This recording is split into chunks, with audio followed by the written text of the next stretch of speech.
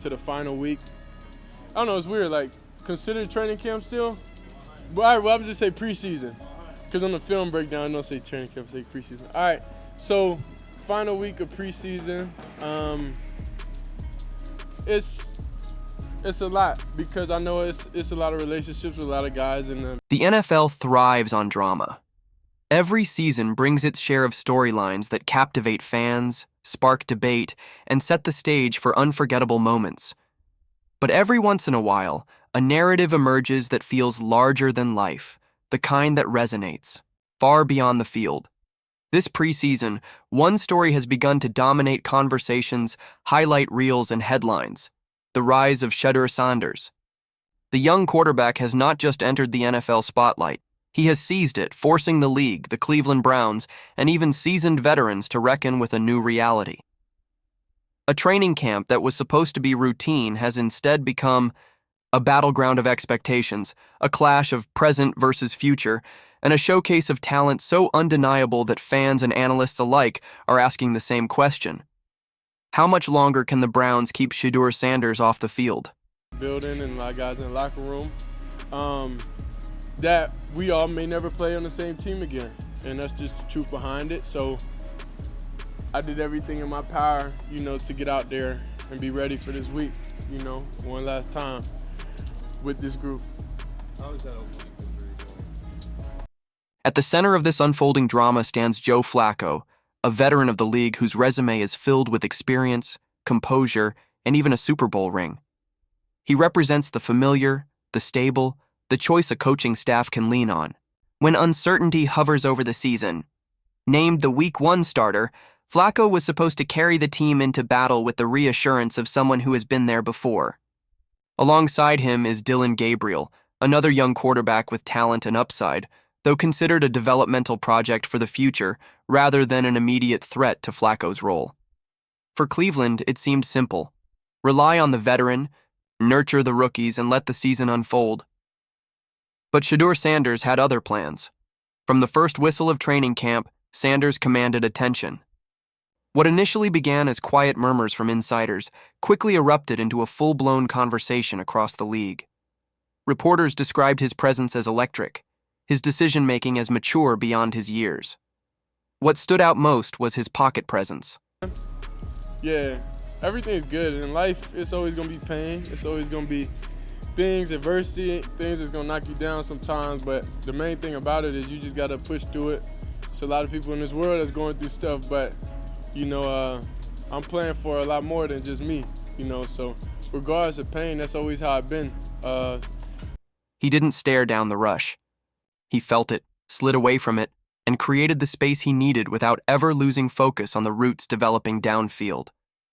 That poise, something many rookies struggle with for years, was already a part of his game. And then came the throws. Sanders' accuracy quickly became the talk of the camp. His ability to place the ball exactly where it needed to be, whether threading it between defenders or hitting his receiver in stride, made every practice feel like a highlight reel waiting to happen. One throw in particular turned heads across the NFL. With defenders closing in and the pocket collapsing, Sanders stepped up and delivered a laser of a pass, perfectly placed into his receiver's hands with no margin for error.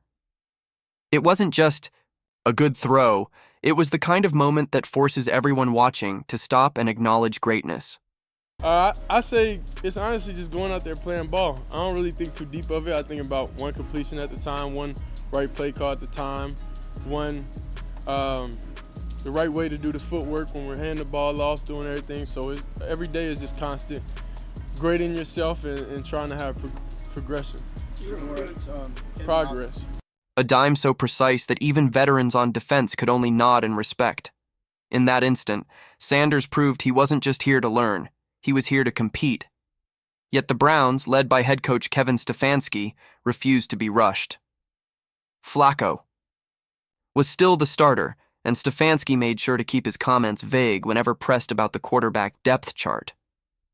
"We'll make that call in a couple of days," he repeated, sidestepping questions and keeping his cards close to his chest.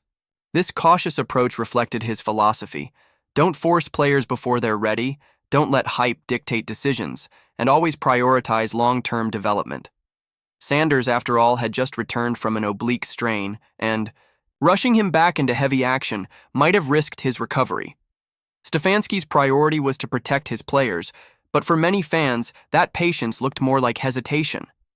And hesitation is dangerous when the future is staring you in. The perspective of quarterback that I feel like I needed, I feel like him being here overall, dang, he clapping already. He noticed some good stuff, but nah, the fact that Hundley here, he able to, I feel like God sent him here for a reason, honestly, just to talk and, to be like a guy, be like a mentor. The face. The preseason only fueled the growing debate.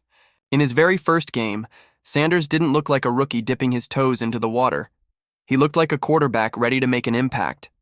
He threw 2 touchdowns, made smart reads, and displayed the same calm confidence that had defined his camp. He didn't just play well, he looked like he belonged.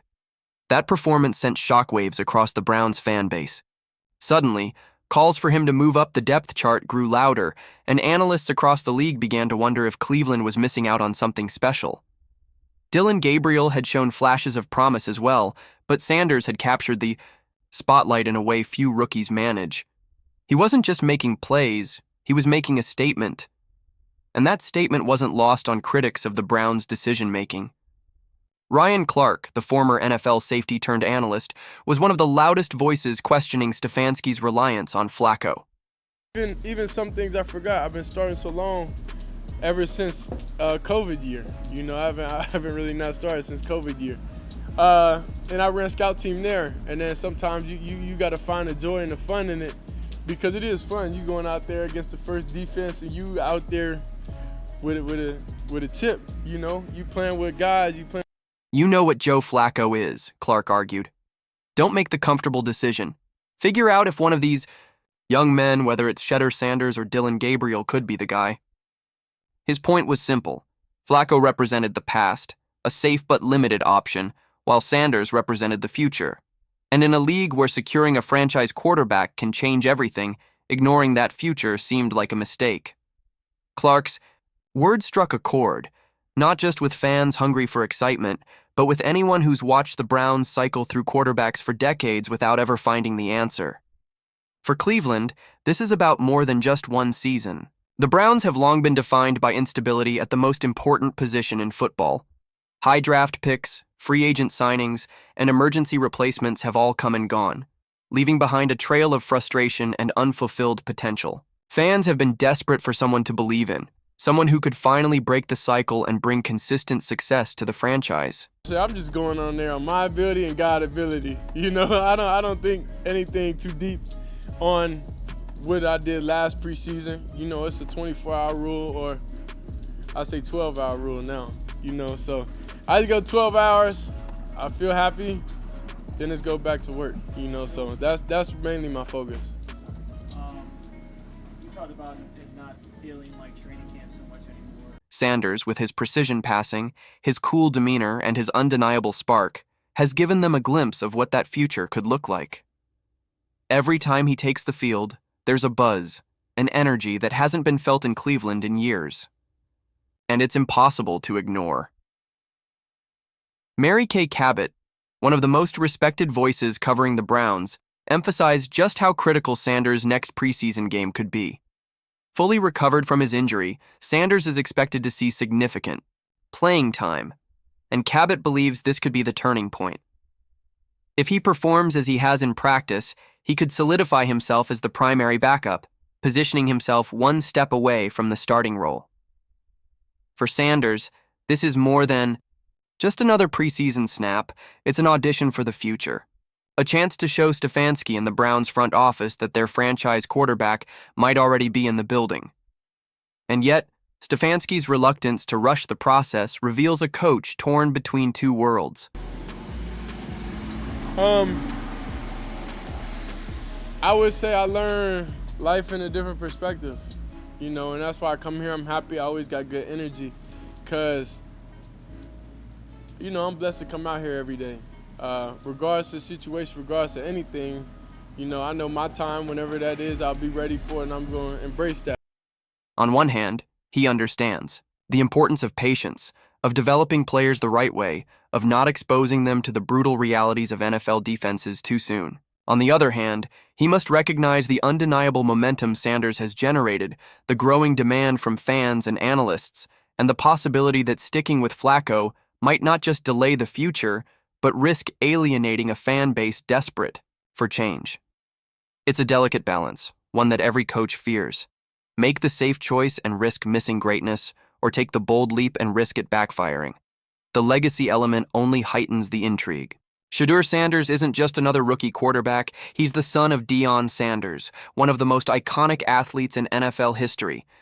That name carries weight, expectations, and pressure unlike almost any other, but Shedeur isn't trying to be his father. His game is different. His style is built on precision, patience, and control rather than flash.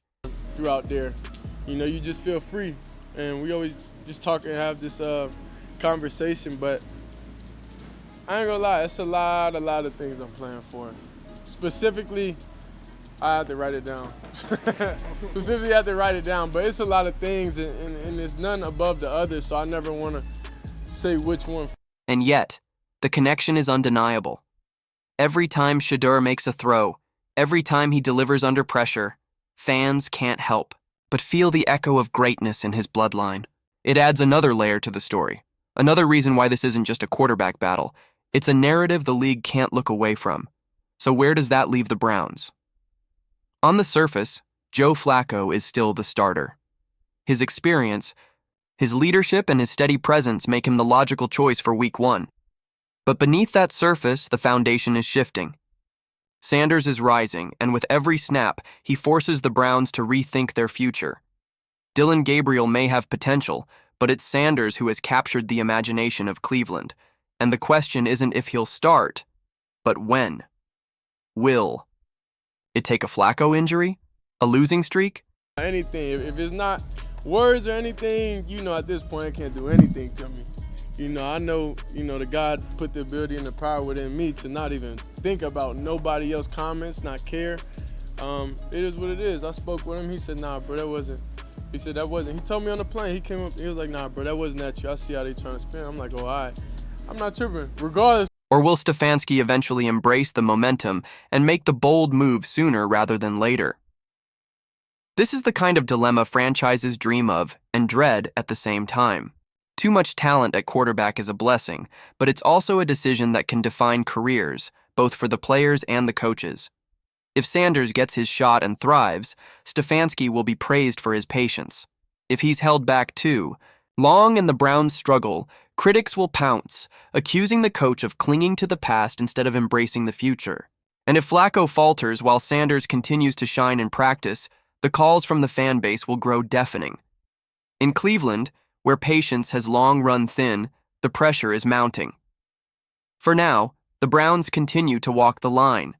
They talk about development, about protecting players, about making decisions in the best interest of the team. But deep down, they know the truth. It wasn't on you. Did I believe him? Yeah. I mean, I feel like you're trying to start stuff now. I feel like you're trying to start stuff. I mean, he's doing his job. He's supposed to. Do I feel like he did? I don't know. And that's not on me to sit here and be like, oh, he didn't. That's not going to change my life in any way. What's it been like to work with him this camp, this preseason? Shedeur Sanders has already proven he belongs. He's already shown the talent, the poise, and the spark that separates ordinary rookies from future stars. The only question left is how long Cleveland can afford to wait. Because the NFL doesn't wait. Momentum doesn't wait. And the window to embrace the future is only open for so long. The Browns' season hasn't even begun, and yet the quarterback controversy has already become one of the league's most fascinating storylines. Joe Flacco, the past.